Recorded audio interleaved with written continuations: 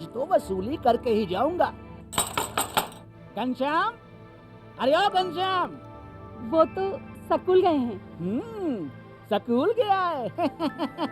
अरे बहाना तो ढंग का बनाती। हाँ लाला, मैं स्कूल ही गया था, फार्म स्कूल, जहाँ किसानों को सिखाई जाती है खेतों में पैदावार बढ़ाने की हर बात, जैसे मिट्टी के हिसाब से सही खाद, बढ़िया बीज और जरूरत के मुताबिक कीटनाशक, ताकि कम लागत में अधिक मुनाफा। ये पकड़ लाला, तेरा हिसाब साफ।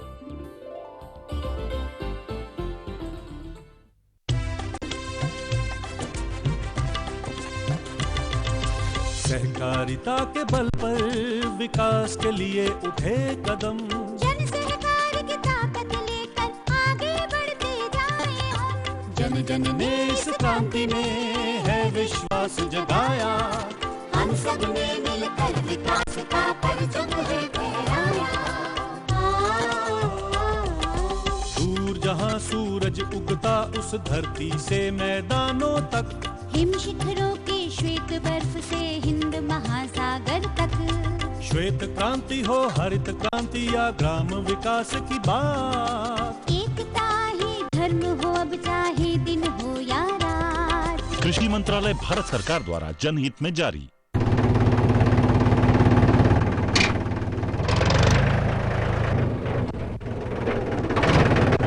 अरे हरकू वाह, बीज, कीटनाशक और आज खाद भी।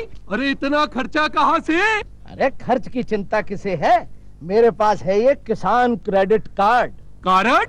अरे बैंकों द्वारा जारी इस कार्ड से किसान उसकी सीमा तक की रकम कभी भी बैंक से निकलवा सकता है और खेती बाड़ी की सामग्री कभी भी खरीद सकता है। तो हरकू भैया एक कार्ड मेरे लिए भी। किसान क्रेडिट कार्ड के लिए नजदीकी बैंक से संपर्क करें और पाएं ढेर सारे लाभ।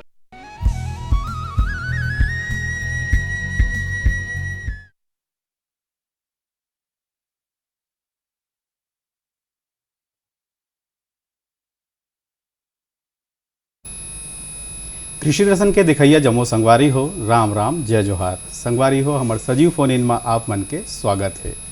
संगवारी हो ये बात ला आप सभी जन जानता हो कि हमन जब भी कोई काम करथन ओकर से पहले ओकर रूपरेखा बना लीथन कि कैसन ढंग के काम ला करना है, तबे वो काम है सरल होते। संगवारी हो और कोनो भी काम ला अगर हम वैज्ञानिक तथ्य में करथन तो वो काम है सरल भी होते और सफल भी होते। संगवारी हो तो ऐसने ही आज हमन हाँ गोट बात करबो कि रबी फसल की जन तैयारी हम लोग करना है वो कैसन ढंग के करना है और ओकर संगे संग यही बात के हम लोग ध्यान रखना है कि कैसे कैसे पोषक तत्व उमा हम लोग देना है। संगवारी हो यही विषय में हमन हाँ ढेर अकन चर्चा करबो, गोट बात करबो। और ये विषय में अगर आप मन हाँ हमारे विशेषज्ञ महोदय से कोनो भी प्रकार के प्रश्न पूछना चाहत हो तो आप मन हाँ हमारे टोल फ्री नंबर के माध्यम ले प्रश्न ला पूछ सकते हो। हमारा टोल फ्री नंबर तो संगवारी हो आप मतलब पता है 1800-233-9418। संगवारी हो ये विषय में ढेर कन चर्चा और गोट बात करे बर आज हमारे संग महावय डॉक्टर वैदेही साहू, विषय वस्तु विशेषज्ञ, कृषि विज्ञान केंद्र धमतरी ले। हमारे कार्यक्रम में आपके बहुत बहुत स्वागत है।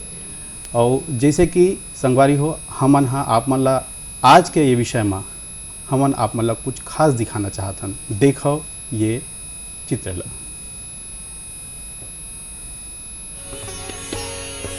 रबी फसलों की बुआई से पहले किसान अपने अपने खेतों की अच्छी तरह से साफ सुथरा कर पुरानी फसलों के अवशेषों का प्रबंधन कर लेता है। साथ ही मेड़, नालों, खेतों के रास्तों व खाली खेतों को ठीक कर लेना चाहिए ताकि कीटों के अंडे और रोगों के प्रकोप को कम किया जा सके और तैयार किए जा रहे खेतों में सड़े हुए गोबर की खाद 20 से 25 टन प्रति हेक्टेयर की दर से उपयोग में लाया जा सके। साथ ही वर्मी कंपोस्ट का उपयोग जमीन की उर्वरक शक्ति बरकरार तथा मिट्टी को स्वस्थ रखने में सबसे ज्यादा कारगर होता है। रबी फसल को बोने से पूर्व खेत की अच्छी तरह से जुताई कर लेना चाहिए। जुताई के लिए ट्रैक्टर, रोटावेटर, कल्टीवेटर आदि यंत्रों की सहायता अवश्य लेनी चाहिए। किसी भी फसलों की अधिक उत्पादन के लिए अच्छी किस्मों के बीजों का चयन करना बहुत ही महत्वपूर्ण होता है। प्रत्येक किसान यह अपेक्षा करता है कि उसकी खेत की संपूर्ण क्षेत्र में अच्छी गुणवत्ता वाली अधिक से अधिक उपज प्राप्त हो। प्रारंभ में जब रासायनिक उर्वरक उपलब्ध नहीं थे, तब खेत में जैविक खादों का प्रयोग मुख्य रूप से किया जाता था। प्रमुख पोषक तत्वों में केवल नाइट्रोजनिक उर्वरकों का प्रयोग हुआ। मृदा उर्वरता का संतुलन इस प्रकार किया जाए कि फसल की मांग एवं आवश्यकता के अनुसार पौधों को आवश्यक पोषक तत्व उपलब्ध होते रहें, जिससे अधिक से अधिक उपज मिल सके। मृदा परीक्षण कार्यक्रम के विभिन्न चरण होते हैं। मृदा परीक्षण कार्यक्रम के सामान्य 4 चरण होते हैं। प्रथम चरण में मृदा का नमूना एकत्रित किया जाता है। द्वितीय चरण में प्रयोगशाला में मृदा में पोषक तत्व की मात्रा निष्कर्षित कर तत्वों के स्तर का निर्धारण किया जाता है। तृतीय चरण में परिणामों की विवेचना कर चतुर्थ चरण में उर्वरकों की सिफारिश की जाती है। इस तरह यह कहा जा सकता है कि किसी मृदा परीक्षण कार्यक्रम की सफलता प्रयोगशाला में शुद्धतापूर्ण रासायनिक विश्लेषण के अलावा इन विभिन्न चरणों के लिए उत्तरदायी व्यक्तियों एवं उनके द्वारा लिए गए निर्णयों पर निर्भर करती है। मृदा में नमूना एकत्रित करना मृदा परीक्षण कार्यक्रम का पहला सिद्धांत है कि किसी प्रक्षेत्र का इस तरह मृदा नमूना लेना संभव है जिससे रासायनिक परीक्षण परिणाम प्रक्षेत्र के वास्तविक उर्वरता स्तर की जानकारी प्रदान कर सके। मृदा नमूने की तैयारी के पश्चात उपलब्ध पोषक तत्वों की मात्रा का निर्धारण किया जाता है। उपलब्ध तत्व मात्रा से तात्पर्य तत्वों के उन विभिन्न रूपों से लिया जाता है जिनके कम या अधिक होने का परिणाम पौधों की कम या अधिक वृद्धि के रूप में परिलक्षित होता है। परिणामों की विवेचना मृदा में उपलब्ध तत्व मात्राओं के निर्धारण से प्राप्त परिणामों की विवेचना की जाती है, जिससे यह ज्ञात हो कि मृदा स्वास्थ्य अथवा मृदा में पोषक तत्व अति कम या बहुत अधिक मात्रा में तो नहीं है। मिट्टी के परीक्षण द्वारा प्राप्त मात्रा एक शुरुआती बिंदु करती है कि जिस पर उर्वरक प्रबंध के कई फैसले निर्भर होते हैं। उर्वरक मात्रा का निर्धारण के लिए मिट्टी परीक्षण परिणाम के अलावा कई अन्य बातों की जानकारी आवश्यक होती है। मिट्टी का प्रकार, ली जाने वाली फसल का प्रकार एवं किस्म, उपज का अनुमानित स्तर, उपयोग करने का तरीका, पहले ली गई फसल का प्रकार इत्यादि। इन समस्त बिंदुओं पर आधारित उर्वरक सिफारिश ही एक अच्छी सिफारिश हो सकती है।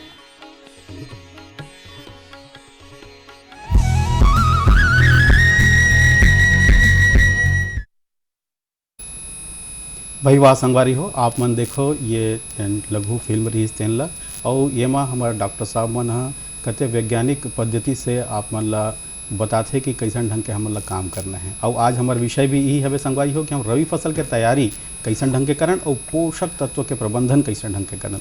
तो सबले पहले तो हम अपन जन विशेषज्ञ महोदय है ओकर से यही जानना चाहबो कि आप बताओ कि का जरूरत है हमन ला अतेक बढ़िया तैयारी करे के रबी फसल बर, एकर महत्व का है एला बताओ जी। सबसे पहले मैं बताना चाहूँगी कि रबी फसलों में जो तैयारी होती है, भूमि की तैयारी होती है, वो बहुत ही आवश्यक होती है।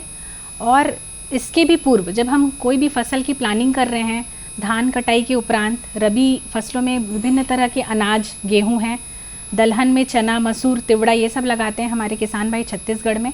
एवं तिलहन फसल में सरसों है, अलसी है, ये सब की खेती करते हैं। तो मुख्य रूप से सबसे महत्वपूर्ण चीज़ तो ये है कि हमको मिट्टी का परीक्षण करना आवश्यक है। अगर हम मिट्टी का परीक्षण करवाते हैं तो उसमें विभिन्न प्रकार के जो पोषक तत्व होते हैं उनकी कितनी मात्रा मिट्टी में मौजूद है और कितनी की जो है आवश्यकता से अधिक है, इसके बारे में जानकारी मिल जाती है। तत्पश्चात हम उसमें अनुशंसित जो उर्वरक है, दर है, उस हिसाब से उस प्रत्येक फसल को दे सकते हैं। तो इसमें मुख्य रूप से भूमि का जो तैयारी है वो भी बहुत आवश्यक है और मिट्टी का परीक्षण जो करना है किसान भाइयों को वो भी बहुत महत्वपूर्ण होता है। जी, बहुत सुघर बात ला बताया डॉक्टर साहब आप। अब ये बताओ कि कैसन ढंग के हमारे किसान भाई मन रबी फसल बर जमीन के तैयारी लग कर है। ज़मीन तैयारी करने के लिए सबसे पहले तो जो MB प्लाऊ होता है उससे अच्छी तरीके से 2 बार गहरी जुताई करवा लें। तत्पश्चात जो है 2 से 3 बार कल्टीवेटर का प्रयोग करके मिट्टी को अच्छे तरीके से भुरभरा कर लें। इसका महत्व इसलिए होता है क्योंकि जितनी अच्छी हमारी भूमि की तैयारी रहेगी उतना अच्छा उसमें अंकुरण जो है और पौधे का विकास होगा। तो इस प्रकार से भूमि की तैयारी पूर्व में ही कर लें। जी डॉक्टर साहब, एक बात क्यों हम पूछना चाहबो कि जब हम तैयारी करथन तो ओमा हम मतलब विशेष रूप से कौन कौन से बात के ध्यान रखना है? जैसे अगर हम भूमि की तैयारी करते हैं तो सबसे महत्वपूर्ण, जैसा कि मैंने बताया कि मिट्टी का परीक्षण करना बहुत आवश्यक है। उससे जो है संतुलित उर्वरक की अनुशंसा और गोबर खाद का उपयोग हम फसल में कर सकते हैं जी। तो सबसे महत्वपूर्ण चीज़ तो ये है कि मिट्टी का परीक्षण करवाएं और उसके उपरांत ही उसमें फसल में अनुशंसा दर के हिसाब से दें। जी। रबी के जैसे फसल के हम बात करत हैं तो ऐसे कौन कौन से प्रकार के फसल है जन हमारे छत्तीसगढ़ पर बहुत ही उपयोगी है और ओला आसानी से हमारे किसान भाई मन ले सकते हैं? छत्तीसगढ़ में मुख्य रूप से जो किसान हैं वो गेहूं लगाते हैं। दलहन की अगर हम बात करें तो चना है, तिवड़ा है, मसूर है, ये सब लगाते हैं। तिलहन फसल में अगर देखें तो मुख्य रूप से सरसों, अलसी, इनका जो क्षेत्रफल है काफ़ी है। तो प्रत्येक जो फसल होता है उसका जो पोषक तत्व होती हैं, उनकी जो खुराक होती है, मात्रा अलग अलग भिन्न भिन्न होती हैं। तो उसके आधार पे वैज्ञानिक पद्धति से इसकी खेती करना ज़रूरी होता है। जी। पोषक तत्व की आप बात करे हो मैम, तो मैं जानना चाहूँ कि ये पोषक तत्व का बार जरूरी है, का होते पोषक तत्व से हमारे जन जो रबी के हम फसल लेवत हैं ओकर से पोषक तत्व के कत का महत्व बनते? पोषक तत्व बहुत ही आवश्यक होता है पौधों की बढ़वार के लिए। जैसे अगर हम देखें तो पौधों की वृद्धि, उनके विकास के लिए, उनमें अच्छे उत्पादन आने के लिए 17 तरह के पोषक तत्व की आवश्यकता होती है जी। जिसमें कि मुख्य रूप से जो हमारा जो कार्बन है, हाइड्रोजन और ऑक्सीजन पोषक तत्व होता है वो वायुमंडल और कहना चाहिए पानी से ये प्राप्त कर लेता है पौधा। इसके बाद जो आता है नाइट्रोजन है, फास्फोरस तत्व है, पोटाश तत्व है। ये 3 मुख्य रूप से पोषक तत्व होती है जो हम विभिन्न तरह के उर्वरकों के माध्यम से इनका जो पूरण जो पौधे की आवश्यकता होती है उसको पूर्ति करते हैं। साथ ही साथ कहें तो द्वितीय पोषक तत्व भी होता है। द्वितीय पोषक तत्व में सल्फर है, कैल्शियम, मैग्नीशियम है, ये द्वितीय पोषक तत्व होती हैं। और इसके साथ साथ कुछ सूक्ष्म पोषक तत्व की भी आवश्यकता होती है जिनकी मात्रा तो पौधों को बहुत कम लगती है, लेकिन इनकी भी आवश्यकता पौधों के वृद्धि विकास के लिए बहुत ही ज़रूरी होता है। जी। डॉक्टर साहब, जैसे हम बात करते हैं पोषक तत्वों की, तो प्रत्येक प्रकार के पोषक तत्वों के कुछ न कुछ एक मात्रा होते और एक समय निर्धारित होते, कोई प्रकार के विधि होते। का है वो विधि या वो विभिन्न फसल में जो पोषक तत्वों का जो मात्रा होता है वो अलग अलग होता है। जैसे अगर हम गेहूं की बात करें तो गेहूं में 100, 60, 40 किलोग्राम नाइट्रोजन, फास्फोरस और पोटाश प्रति हेक्टेयर की दर से इसकी आवश्यकता होती है। अगर मुख्य रूप से हम अगर दलहन की बात करें, दलहन फसल में देखा जाए तो 20 किलोग्राम नाइट्रोजन, फास्फोरस, पोटाश तत्व की आवश्यकता होती है प्रति हेक्टेयर। और इसके साथ साथ दलहन में एक आवश्यक चीज़ और होती है कि सल्फर तत्व, जो कि 8 से 10 किलोग्राम प्रति एकड़ की दर से देना जरूरी होता है। इसके साथ साथ अगर हम तिलहन की बात करें तो तिलहन फसल में मुख्य रूप से सरसों जैसे लिया जाता है जी। तो तिलहन फसल में अगर हम देखें तो उसमें भी 100, 60, 40 किलोग्राम नाइट्रोजन, फास्फोरस और पोटाश तत्व प्रति हेक्टेयर की दर से इसकी आवश्यकता होती है। इसके अलावा अगर हम देखें तो अलसी किसान भाई लेते हैं कुछ क्षेत्रफल में, तो उनमें जो है 60-30 किलोग्राम प्रति हेक्टेयर नाइट्रोजन, फास्फोरस, पोटाश तत्व की आवश्यकता होती है जी। जैसे कि मनुष्य ला भी एक संतुलित आहार की आवश्यकता होते और तभी उमल के शरीर में एक पोषक तत्व का निर्माण होते। हमारे जन फसल है कर बड़ा संतुलित पोषक तत्व कौन लगी वो? किसान भाइयों को मैं ये बताना चाहूँगी कि संतुलित पोषक तत्व देना बहुत ज़रूरी है और लंबे समय तक अगर हमको मिट्टी की उर्वरता बनाए रखनी है तो उसमें सभी जो है गोबर खाद है, कंपोस्ट खाद, नाडेफ खाद है, पत्तियों से निर्मित जो कंपोस्ट होते हैं, खाद बनते हैं, उनको देना बहुत ही आवश्यक होता है। साथ ही जो अनुशंसित दर है, जैसे प्रत्येक फसल की अगर हम अभी चर्चा कर रहे थे तो मैं किसान भाइयों को बताना चाहूँगी, जैसे अगर कोई किसान भाई अगर रबी में गेहूँ लगा रहे हैं तो उसमें जो है उसकी जो मात्रा है, जैसे डीएपी जो है, डीएपी उनको 1 बोरा प्रति एकड़ की दर से देना है। म्यूरेट ऑफ पोटाश जो है वो आधा बोरा लगता है इसमें, और इसके साथ साथ 75 किलोग्राम यूरिया लगता है, जिसको यूरिया जो फर्टिलाइज़र होता है उसको हमको 3 हिस्से में बांट कर देना है। शुरुआती दौर में जब हम इसको जब बुआई करते हैं उसी समय पे ये जो फास्फोरस और पोटाश फर्टिलाइज़र होता है उसको आधार मात्रा में दिया जाता है, और यूरिया का 1/3 हिस्सा जो है उसी समय आधार मात्रा में दिया जाता है। जी डॉक्टर साहब, एक फ़ोन आवा थे। हेलो हेलो हेलो जी किसान भाई। हेलो, हाँ सर। हाँ किसान भाई, क्या नाम है आपके, कौन गाँव ले बोला था? मैं अभिषेक गुप्ता बोल रहा हूँ सर, कंवर्धा कबीर धाम से। जी जी जी अभिषेक जी, आप अपन प्रश्न पूछाओ।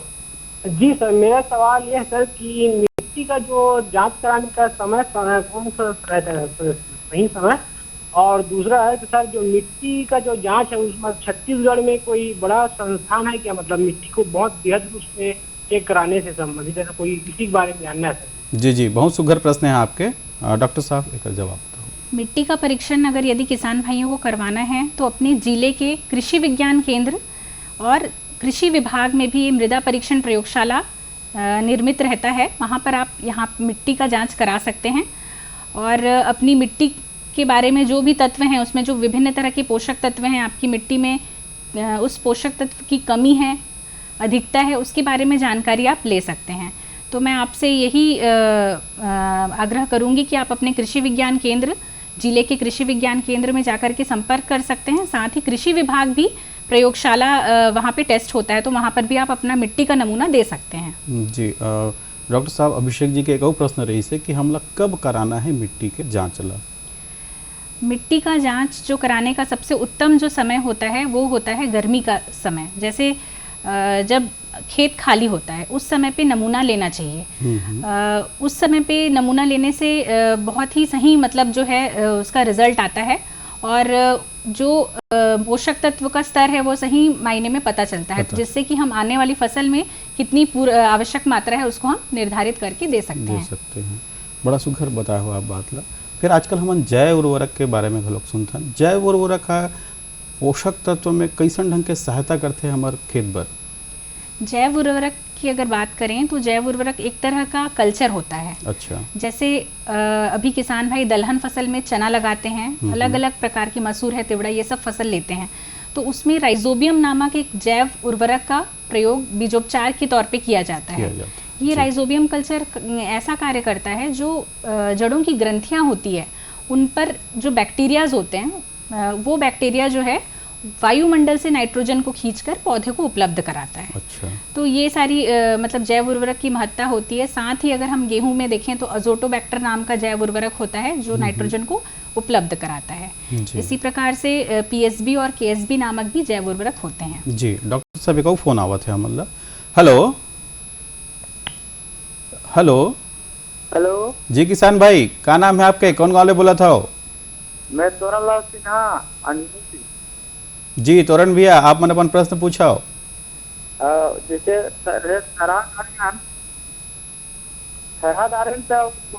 जल्दी 30 दिन हो गए तब